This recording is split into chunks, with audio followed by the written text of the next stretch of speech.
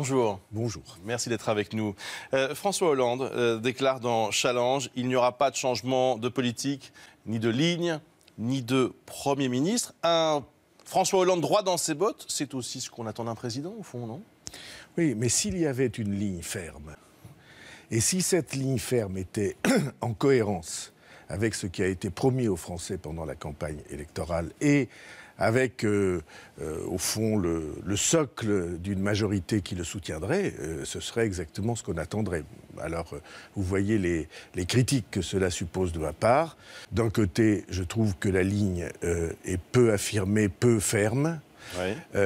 Deuxièmement, que ce n'est pas en cohérence avec ce qui a été dit, ou en tout cas laissé entendre aux Français. Et ensuite, ce n'est pas en cohérence avec la majorité. Et ce sont les trois faiblesses. Vous voyez bien, la gauche française, elle est aujourd'hui dans un mécanisme d'explosion, dans un processus d'explosion, de séparation entre deux lignes politiques qui sont radicalement incompatibles. Et cette incompatibilité-là, ça nous conduit à la situation d'aujourd'hui. Donc il faudrait un changement de politique. Je ne dis pas ça, il faudrait une politique, il faudrait une politique plus affirmée ou clairement affirmée, ce qu'elle n'est pas aujourd'hui, et une politique qui s'attaque aux problèmes principaux qui expliquent la situation de la France. Alors on peut les lister, ces problèmes principaux. On a un problème très important d'éducation nationale à laquelle on va parler du collège dans un instant. Les réformettes ne peuvent pas répondre. On a un problème de formation professionnelle. On a un problème de illisibilité ou de complexité du droit du travail, on a un problème d'instabilité juridique et d'instabilité fiscale. Tout ça, ça fait beaucoup de problèmes. Pour l'instant, on n'y apporte pas de réponse. Notamment. Oui, en tout cas, ça explique le retard de la France. Alors, les départementales, c'est dans une dizaine de jours. On nous promet un raz-de-marée Front National. C'est inévitable, d'ailleurs, selon vous ?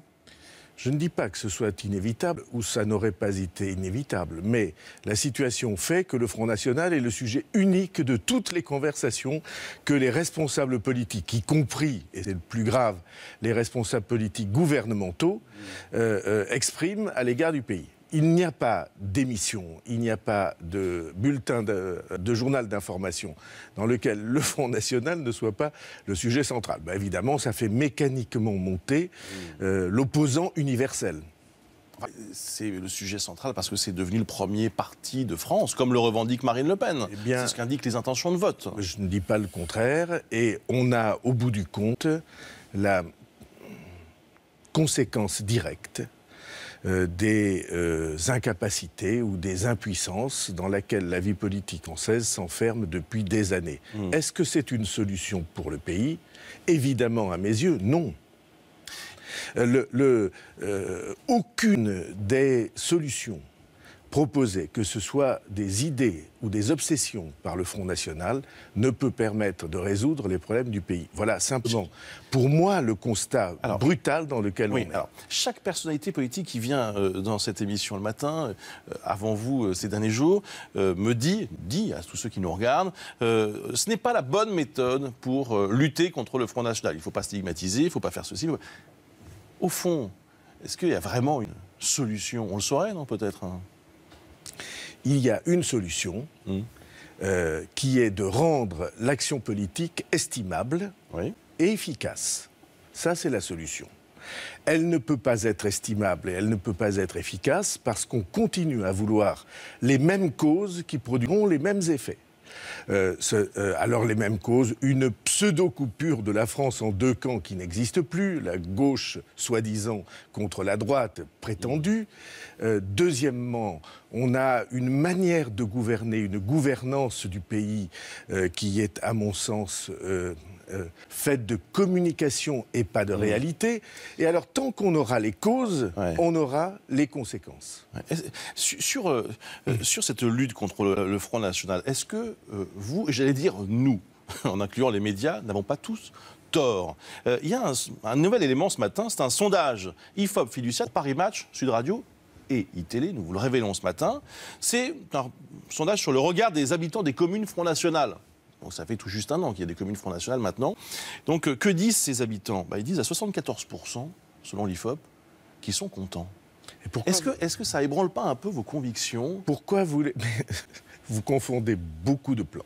Premièrement, d'abord, je ne sais pas comment le sondage est fait, parce qu'un sondage... Sérieusement? Un sondage sur on a confiance en l'IFOP. Sur quelques communes. Mais admettons que le sondage soit le reflet de la réalité. Pourquoi voulez-vous que les gens se déjugent au bout de 11 mois? 74%, non, François Bayrou. Aucun n'a été élu avec 3/4 de voix. Bruce Toussaint, si vous voulez faire que nous fassions la publicité ensemble de cette proposition politique, moi, je ne la ferai pas. Il est normal que sur l'action locale, les gens ne se déjugent pas au bout de 11 mois. C'est normal. C'est parce que aussi vous êtes maire que je vous pose cette question, oui, et que vous savez bien de qui il s'agit. Je suis maire et je pense en effet que les choix que prononcent des citoyens, une communauté de citoyens, ils ne les jugent pas au bout de 11 mois. Mais ce que nous mettons en cause, ce n'est pas l'action locale du Front National. Ce dont je parle avec vous, ça n'a rien à voir avec le fait que la police municipale ici, ou je ne sais quoi, les subventions aux associations ailleurs soient touchées. Ça n'a rien à voir. Il y a une distinction, selon vous, entre la politique locale menée par le Front National et la politique nationale. Encore heureux, mais faisons-la. N'essayons pas d'amalgamer tout, parce que l'inquiétude que le Front National suscite chez, au fond, les plus objectifs en face, cette inquiétude, elle porte uniquement sur le fait que les solutions que le Front National propose sont des solutions qui, si elles étaient appliquées, seraient mortelles pour le pays. Ça n'a rien à voir avec telle commune, avec Hénin-Beaumont ou Béziers, ça n'a rien à voir. Au niveau national, Christiane Taubira, par exemple, dit, elle n'est pas la seule, que ce n'est ni un parti républicain, ni démocratique. C'est pas rien comme déclaration. Est-ce que vous êtes sur cette même ligne? Non. Non. Je ne pense sur quel pas. parti? je ne pense pas que ce que Manuel Valls a appelé, à mon avis maladroitement, la stigmatisation. Oui. Je ne pense pas que ce soit un bon moyen de convaincre les électeurs. Je ne crois pas.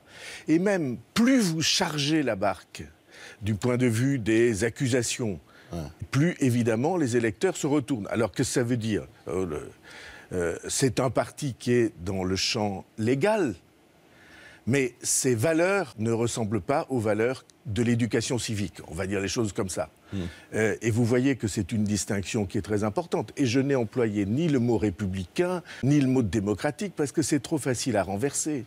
Et donc, il me semble que les critiques apportées apportent plus souvent de l'eau au moulin de ceux qu'on veut cibler que le contraire.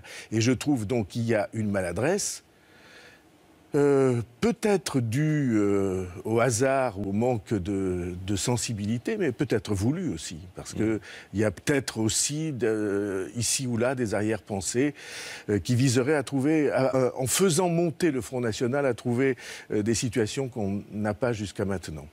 François Bayrou, on peut rappeler que vous avez été ministre de l'Éducation nationale. Ces sujets de l'éducation vous intéressent au premier plan. Vous les avez d'ailleurs cités en premier tout à l'heure. Et vous avez aussi dit réformette. Là, vous pensiez à ce qu'a annoncé hier Najat Vallaud-Belkacem sur le collège? Oui, ou même on est très loin de ce que devrait imposer la situation de l'éducation nationale. Alors, réforme du collège, ça fait partie des figures imposées. Vous savez, en patinage, il y a les figures libres et il y a les figures imposées, les exercices qu'il faut faire. Et franchement, on est dans les figures imposées. Est-ce que ça a cette, entre guillemets, réforme, ou ces changements à la marge annoncés dans l'organisation du collège, est-ce que ça a la moindre chance de résoudre les problèmes de l'éducation nationale en France? Pour moi, la réponse est évidemment non. C'est une réponse aveuglante. Alors, on peut dire très rapidement les choses. Il faudrait revenir sur l'idée du collège unique, selon vous? Parce que c'est ça, au fond, le sujet. Le sujet principal, c'est l'école primaire.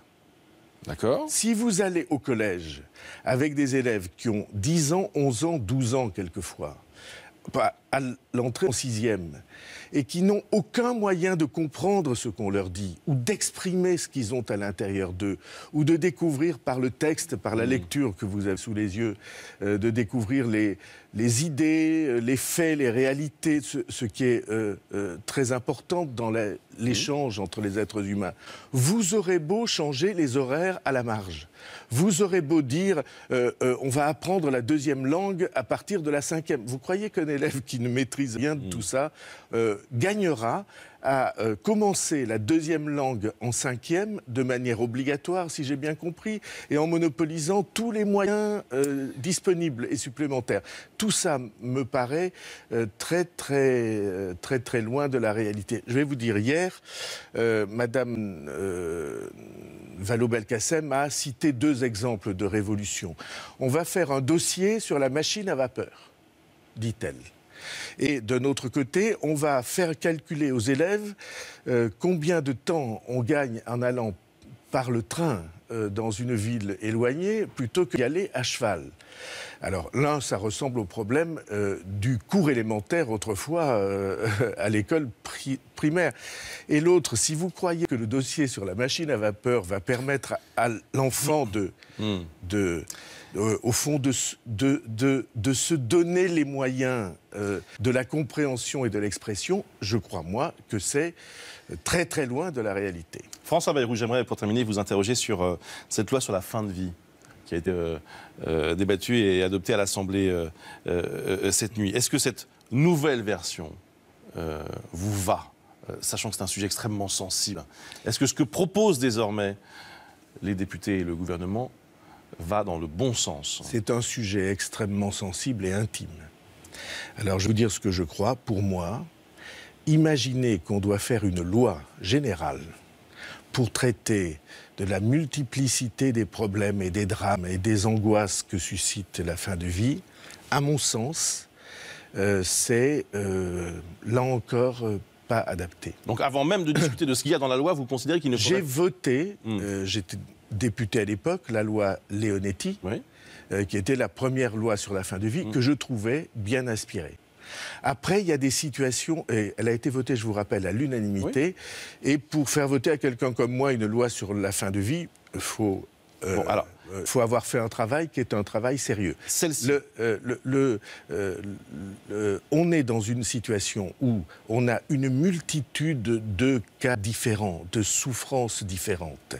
Et moi, je trouve que les médecins, avec leur conscience et le débat entre eux et la concertation entre eux, la conscience médicale et la conscience de personne humaine à personne humaine, c'est la réponse la plus adaptée qu'on puisse trouver. Alors qu'il y ait des marges de réponse, mais qu'on veuille traiter d'une loi générale, au fond, un grand nombre de ceux qui défendent cette loi veulent aller sur une euthanasie, c'est-à-dire le fait de donner la mort. Et notre civilisation, elle est fondée sur le respect de la vie. Et donc il y a là un conflit philosophique, je dirais, intime, profond, que pour moi je ne sous-estime pas.